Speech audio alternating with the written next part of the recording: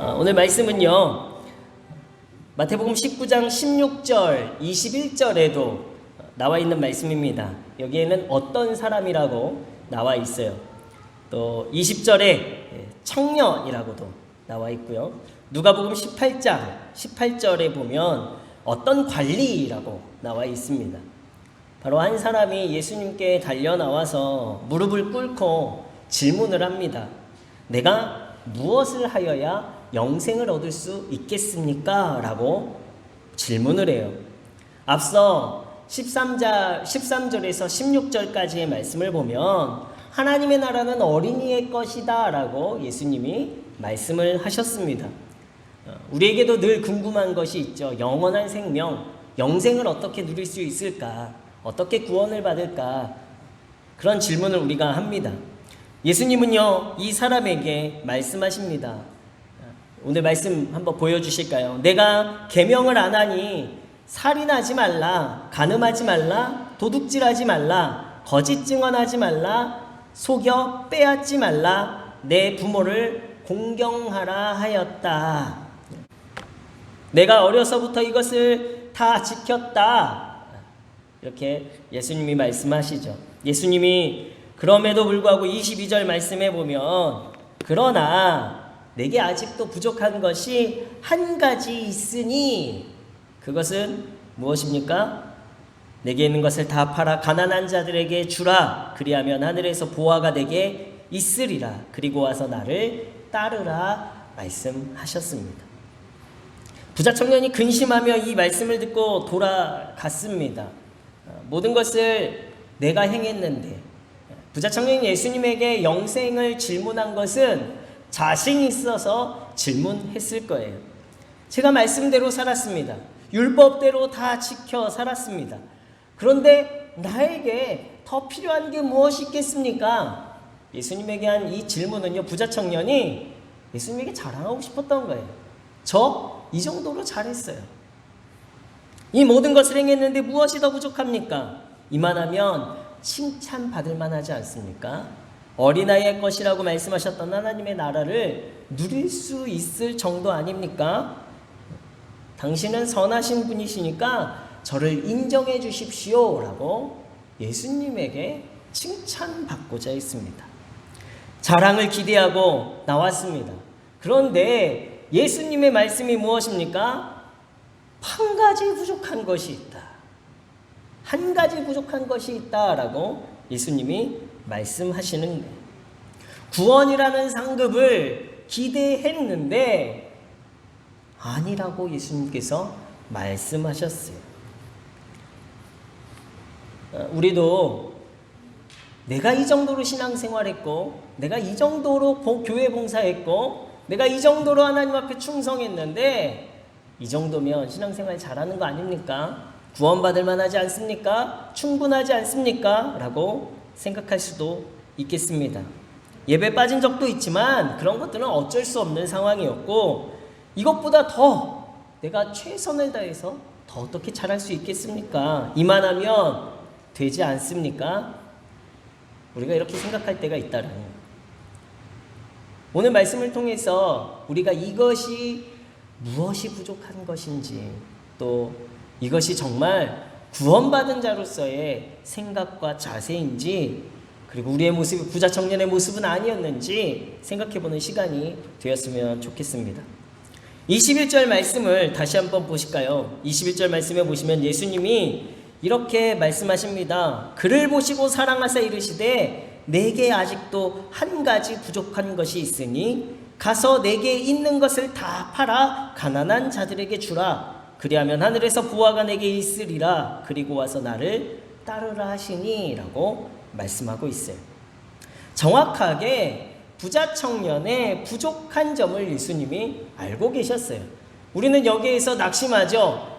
가지고 있는 걸 다 팔으라고? 내가 가지고 있는 재산을 다 팔아서 부자 청년이 그래서 근심한 것 같습니까? 예수님이 다 팔으라고 부자 청년에게 말씀하신 것 같습니까? 아니에요. 예수님께서 말씀하시는 것은요, 부자 청년의 상황과 형편을 알고 계셨습니다. 율법을 지켰지만 그가 지키기만 했지 율법의 진정한 정신이었던 자비를 가지고 있지 않았던 것을 지적하신 거예요. 예수님은 말씀하십니다. 이 정도면 괜찮겠지. 이 정도에만 관심을 가지고 있었던 이 부자 청년에게 다른 것을 외면하고 있었던 것을 말씀하신 거예요. 예수님은 부자 청년이 외면한 것이 무엇인지, 그에게 부족한 것이 무엇인지를 지적하셨습니다. 그러자 이 청년이 22절 말씀에 재물이 많은 고로 이 말씀으로 인하여 슬픈 기색을 띠고 근심하며 가니라 라고 기록하고 있어요. 청년은 재물이 많았습니다. 그렇기 때문에 예수님의 말씀에 슬픈 기색으로 걱정하며 돌아섰어요. 예수님의 말씀을 듣고 나서 어떻게 해요? 고치려고 하는 것이 아니라 이것으로 인하여 슬퍼하며 근심하며 실망했다라는 거예요. 그는 무엇을 보았습니까? 그가 충분한 거, 괜찮은 거, 칭찬받을 것을 기대하고 왔지만 그는 자신의 진짜 모습을 예수님을 통해 알게 되었던 거예요. 예수님 말씀을 통해 그가 정말 해야 할 일, 그것이 무엇인지, 그가 부족한 것이 무엇인지를 말씀해 주셨습니다. 우리가 말씀 앞에 서게 될 때에 우리의 모습이 바로 이러한 모습이 되어야 해요. 진리의 말씀은 우리의 앞길을 인도해 주는 말씀입니다. 그래서 시편 119편 105편 5절 말씀에는 이렇게 기록하고 있습니다. 주의 말씀은 내 발의 등이요 내 길의 빛이니이다. 그런데 우리는 때로는 이 진리의 말씀이 우리의 진짜 모습을 보여주고 있음에도 불구하고 우리는 부자 청년과 같이 고치고 부족한 것을 채우려 하기보다 이 정도면 괜찮겠지. 그리고 이 말씀 속에서 상처받고 낙심하고 실망하고 변화되지 않는 모습이 우리 가운데 있다라는 것을 알아야 하는 거예요. 제가 재수를 했어요. 재수할 때 공부를 막 하는데 건조하니까 입술이 바짝 마르는 거예요. 그래서 학원에서 근처 약방을 가서 이 립글로즈를 사려고 갔더니 약방이 없는 거예요. 근데 조그만 이 마켓에 들어가서 혹시 립글로즈 있어요? 그랬더니 나이 지긋하신 분이 그 앞에 한번 찾아보세요 그러시는 거예요. 그래서 이렇게 봤더니 립글로즈가 보여요. 하얀색 립글로즈, 투명한 립글로즈입니다. 그래서 그거를 얼른 사서 이제 와서 이렇게 바르고 공부를 했습니다. 오전 수업이 끝나고 점심 먹으러 이제 들어가서 친구들하고 모여서 점심을 딱 먹으려고 하는데 그 공부하면서 만난 친구가 저를 보자마자 막 웃는 거예요. 왜 웃어? 그랬더니 다른 친구를 또 막 불러요. 다른 친구도 또 왔습니다. 근데 저를 보자마자 막 웃어요. 왜? 그랬더니 화장실 가, 화장실 빨리 가서 봐. 거울 봐봐, 거울. 그러는 거예요. 그래서 화장실을 가서 거울을 딱 봤는데요. 너무 깜짝 놀랐어요. 입술이 빨간 거예요. 저는 분명히 투명색 립글로즈를 발랐는데 이 립글로즈가요. 보기에는 투명색이었지만 바르고 나면 이게 빨개져요. 계속해서 같이 그 학원에 다녔던 알지 못하는 사람들이 저를 보면서 피식피식 웃길래 저는 혼자 다른 생각을 했죠. 나한테 관심 있나? 근데 그게 아니었던 거예요. 거울을 봤으면 사실 다른 사람들에게 웃음거리도 되지 않았을 텐데, 그죠? 거울을 보지 않고 그냥 내 생각대로 이 정도면 괜찮겠지, 이건 괜찮아 라고 생각하고 있었더니 때로는 웃음거리가 되었던 저의 경험이 있었습니다. 오늘 예수님은요, 진짜 질문을 가지고 이 청년에게 진짜 모습을 보여주셨어요. 진리 앞에 선 청년은요, 자신의 약한 모습, 지금까지 보지 못했던 자신의 부족한 모습을 보고 슬픈 기색을 띠고 돌아갔습니다. 빨간 입술을 바라보았던 그때의 저의 마음의 상태가 이러했을 것 같아요. 쿵쿵 창피하고 부끄럽고. 말씀은 거울입니다.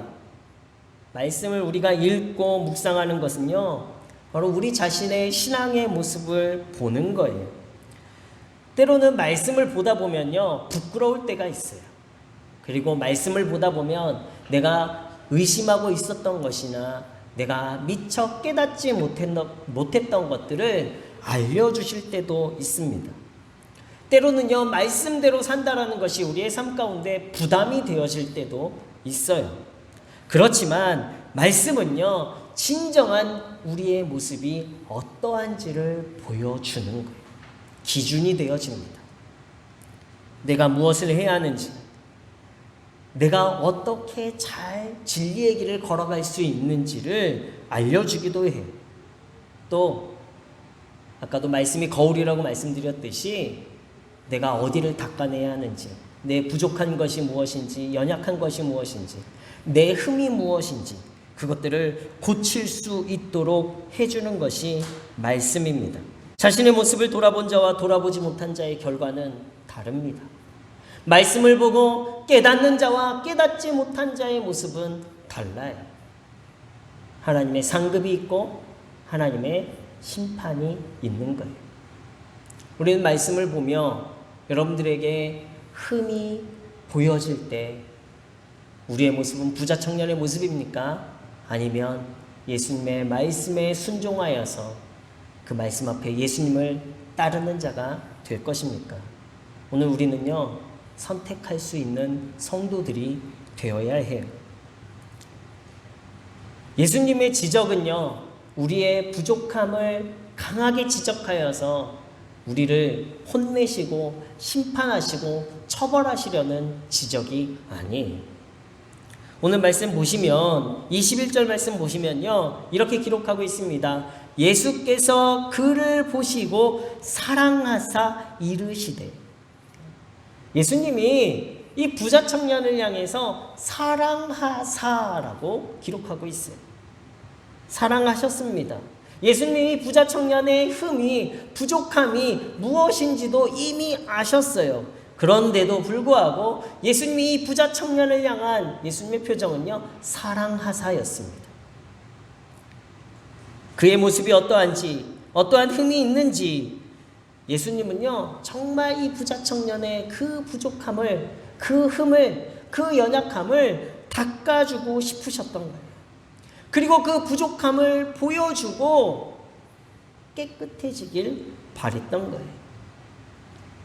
제 립글로즈를 바라보면서 자신들은 힘껏 웃은 다음에 그 다음에 너 가서 봐봐.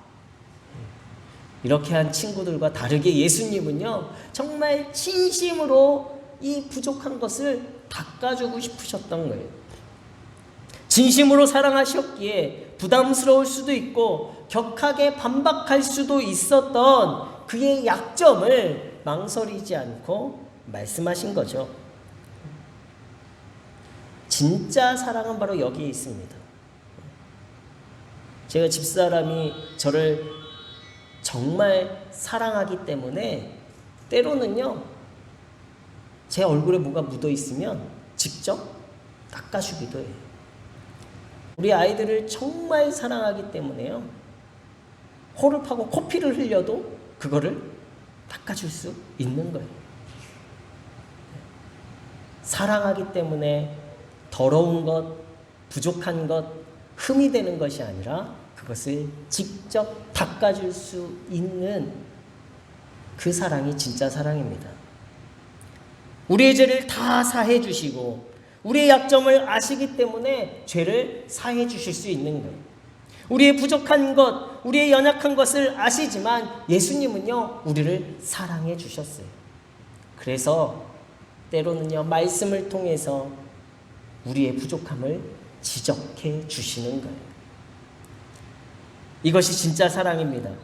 말씀 속에 나를 발견하는 것이 하나님의 진짜 사랑을 경험하게 되는 거예요. 사랑받고 있다는 것을 알게 되는 것, 그것은요, 나의 부족함도 사랑해 줄 수 있을 때라는 거예요. 제가 전도사 때요, 성령 체험을 했습니다. 막 열심히 기도하다 보니까 혀가 갈라지면서 방언을 말했어요. 제가 방언을 해서 성령 체험을 했다라고 말씀드리는 게 아니에요. 그 다음에 이루어진 제 안에 놀라운 일들이 일어났어요. 그것이 무엇이냐면 제가 아는 죄, 알지 못하는 죄까지 다 방언으로 고백했다라는 거예요. 얼마나 기도했는지 모릅니다.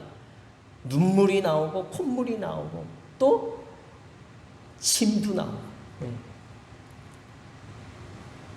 예수님이 어떻게 제 부끄러운 것들을 다 알고 계시는지 너무 놀랐어요. 그런데요, 그 다음에 더 놀라운 일이 일어났어요. 그것은 무엇이냐면요, 회개하고 난 후에 저의 고백이 감사합니다. 다 회개하고 났더니 그 다음에 예수님께서요, 저를 따뜻하게 안아주시는 것 같아요. 아, 내가 비로소 사랑받고 있구나를 그때 깨달았어요.